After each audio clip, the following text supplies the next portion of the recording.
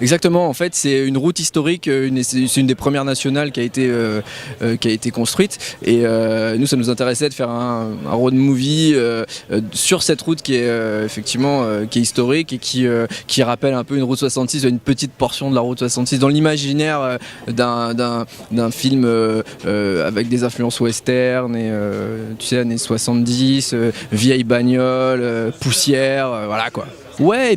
Ouais, tout à fait. Et puis surtout, effectivement, en phase de repérage, on a vu cette route, on n'avait pas le titre du film, on avait un titre provisoire. On s'est dit c'est bon, c'est ça quoi. Tu vois, C'était route 8. On hésitait entre une autoroute et ça, puis autoroute 9 c'était moyen, donc on a fait Road 9.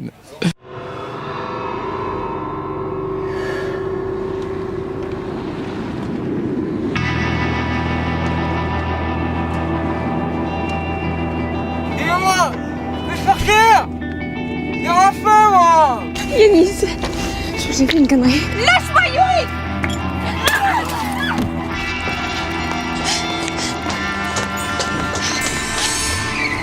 Franchement, Yuri, je comprends pas comment t'as pu te faire niquer ce coup-là. Tu veux dire qu'il me ramène ce qu'il a pris? Ça vaut 1,5 million ça. Et s'il me le ramène pas, je le lâcherai pas. On va savoir où est-ce qu'il est. C'est toi et moi. Allez là-bas! On les a retrouvés à 70 km d'ici, ils ont piqué de l'essence. Où ça? Roule. Prépare juste vos affaires, je viens vous chercher. Il est parti avec Nadia. Il est allé chez sa mère. Où est-ce que tu nous emmènes? Je sais pas ce que tu leur as pris à ces mecs-là, mais ils vont pas te lâcher comme ça. Ils sont où? Mais j'en sais rien!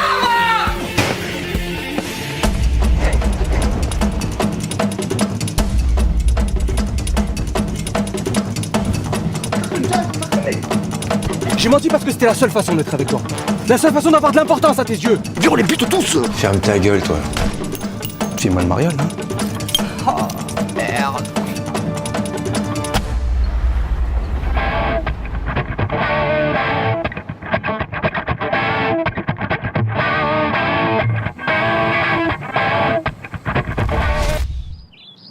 On va enfin se marrer.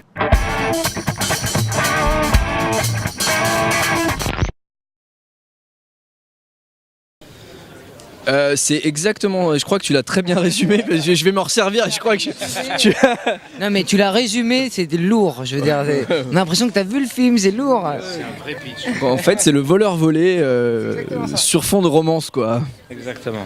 Quels sont vos rôles, Arsène Mosquet, Julien Doré, c'est Simon, Arsène c'est Fouad. Fouad. Qui vous dans ce film? Le flic de la ville. Donc, qui a un peu de galon, hein, le commissaire de la ville, à la solde de Bibi Nasri. C'est-à-dire, comme c'est le parrain qui chaperonne un peu tout le monde, on est aussi de la même famille. Voilà, donc c'est quelqu'un qui des fois me donne un peu la pièce, quoi, pour finir mes fins de mois. Et évidemment, je lui cache, j'essaie de fermer les yeux sur toutes ces conneries, quoi, malgré que toute la ville le sait, quoi. Voilà, donc j'ai plutôt un rôle de larbin, mais c'est. Mais non, moi Arsène. Mais le personnage, bien sûr, mais j'adore défendre moi ces personnages-là qui ont une fragilité, qui sont persuadés d'avoir un pouvoir, mais en fait ils l'ont parce qu'ils ont une carte de police, mais lui il est persuadé qu'il l'a parce que c'est le grand ami surtout de Yuri, joué par Bibi Nasri, qui est le ponte de la ville. Donc c'est très enrichissant à jouer parce qu'on se sent en même temps faible, mais en même temps puissant. Donc on essaie de faire un truc entre les deux et c'est un vrai exercice. Ah bah moi je fais partie du trio qui les poursuit. Oublie pas un truc, c'est que l'avidité te fait aussi pas mal courir. Finalement. Oui, parce qu'il y a, voilà, c'est qu'il y a un peu une carotte au bout quand même, hein. Il y a des bijoux à vendre et à récupérer l'oseille, quoi. Donc je compte avoir ma part là-dedans et est-ce que j'aurai ma part? Voilà. Bien. Bah moi je suis un pote à Yanis et enfin un pote entre guillemets on va dire parce que ouais, dès qu'il y a de l'oseille et des bijoux en amont, en vérité le pote je l'oublie vite.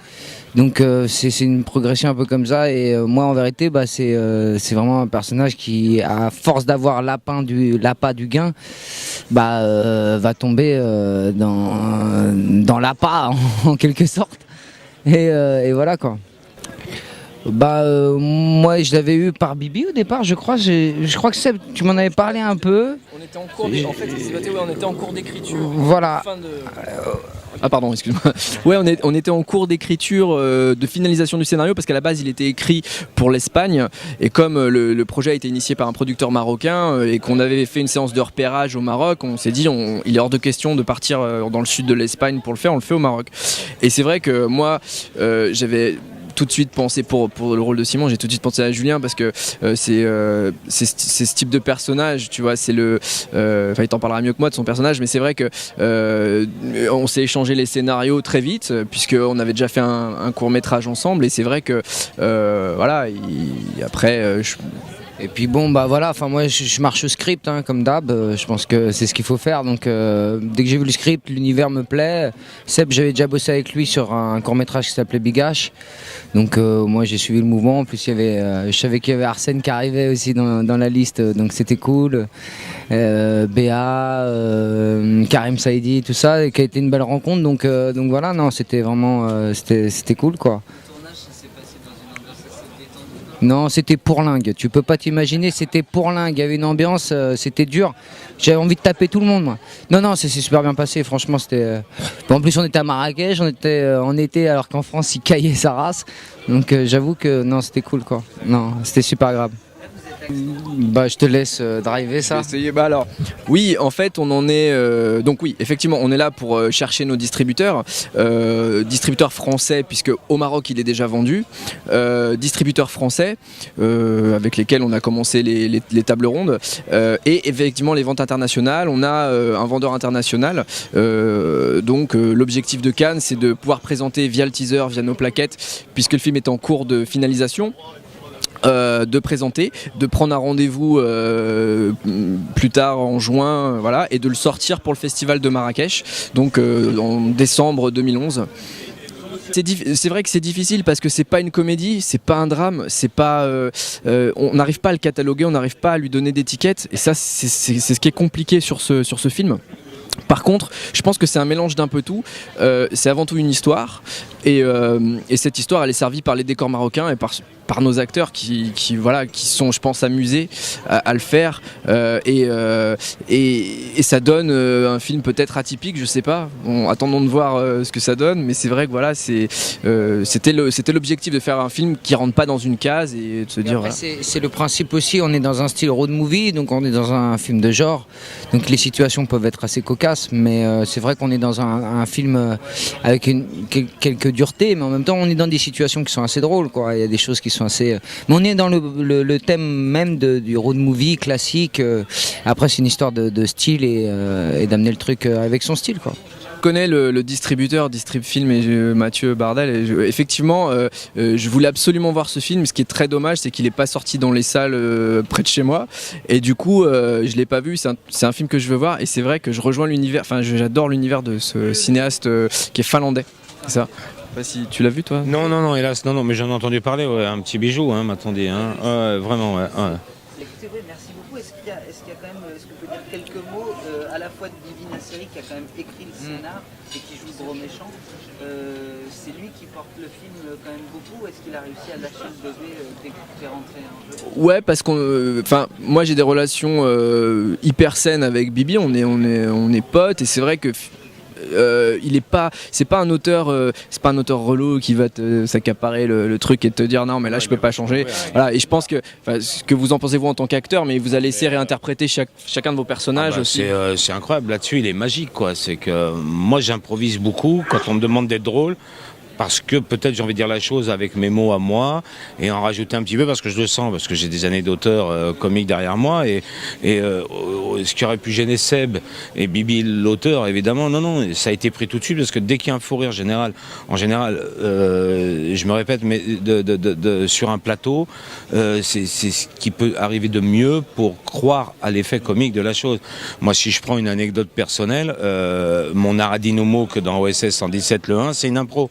Mais que comme il y a eu un fou rire sur le plateau, ça a été gardé. Et je suis content parce que c'est une des phrases cultes du film. Et là, Seb et Bibi ont fait la même chose, c'est-à-dire qu'ils m'ont laissé en même temps, sans que ça soit de la pantalonnade, parce que le film ne l'est pas. C'est vraiment, moi, vraiment, c'est dans le ton en fait. Voilà, c'est comme on sait, par exemple, je prends une référence, elle est haute, mais on idéalise toujours nos pères. De toute façon, dans Tarantino, vous enlevez l'humour, c'est Pulp Fiction, c'est plus le même film. Voilà, et je crois qu'on peut mélanger les flingues et l'humour, parce qu'en général, de toute façon, des gens qui portent un flingue sont souvent déjà des attardés mentaux. Quand on a une facilité à tuer, déjà, c'est qu'on est particulièrement débile. Donc tout ce qu'on pourra dire, souvent va être drôle. Et je crois que Seb et Bibi, justement, laisser cette part de réalité qu'il y a pu avoir chez des truands, qui plus est mon rôle à moi, qui est un truand de pacotille, puisque je suis flic avant d'être truand.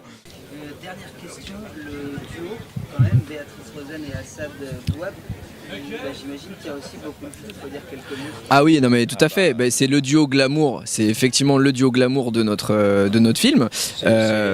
Franchement, c'est Robert Hossein et Michel Mercier, quoi. Ils ont un glam, mais c'est juste impressionnant, quoi. Et en plus doué. Ouais. Donc c'est ça qui est incroyable. C'est quand on est bon, on a du talent. Moi, ils me font penser à Delon, Schneider dans la piscine, quoi. Ou comme je disais, Hossein, Mercier. Enfin, ils ont cette force physique où on les regarde parce qu'ils deviennent en fait 1000 fois plus beaux parce qu'il y a un talent aussi derrière. C'est pas que du plastique, quoi. Oui, c'est ça. C'est-à-dire qu'en fait, c'est vraiment deux purs professionnels au-delà de ce qu'ils peuvent dégager physiquement et en fin de compte, voilà, je pense notamment à Béatrice qui passe d'un film comme 2012 à une petite économie comme celui-là, comme Road 9. Et qui se donne corps et âme, qui a vécu dans la poussière, tu vois, actrice roots, malgré côté paillettes, etc. Et moi je lui tire mon chapeau parce que c'est vrai que c'est pas facile. C'est pas un film de nana, il y a beaucoup de garçons dans ce film. Et c'est vrai que voilà, c'est compliqué pour une femme de s'imposer. Elle avait quoi, un mois de tournage. Voilà, donc on peut lui tirer notre chapeau. Et Assad, comme il l'a dit, ça va au-delà du beau gosse. C'est un mec qui a fait plein de films dramatiques et qui a fait énormément de théâtre, qui est au théâtre en ce moment, et c'est pour ça qu'il n'est pas avec nous. Et voilà, c'est un tueur. Vous l'avez senti, tu l'as senti dès le départ sur le tournage que ça fonctionnait? Le premier jour, quand on a fait la rencontre entre les deux pour les premiers essais, on les regardait, on s'est dit effectivement ça va marcher. Ouais. Non, c'est sûr. Tu l'as senti, toi? Bah moi le truc en plus c'est un peu embêtant de dire ça, mais j'avoue quand je suis arrivé eux ils terminaient, quoi. Béa terminait de tourner, ils avaient fait toute leur partie, donc moi je suis arrivé au moment où Béa partait. Il y avait un peu et donc c'était un peu voilà, et c'est vrai que je suis arrivé au moment où je partais. Mais bon, après j'avais des échos et puis bon, j'avais quand même des bonnes scènes avec eux dès le premier jour, donc ouais, non, ça fonctionnait très bien, on était vraiment à l'aise. Merci beaucoup à tous les trois, merci à vous. Merci Seb, merci Arsène. Merci à toi, merci à vous. Hope so, yeah. Merci.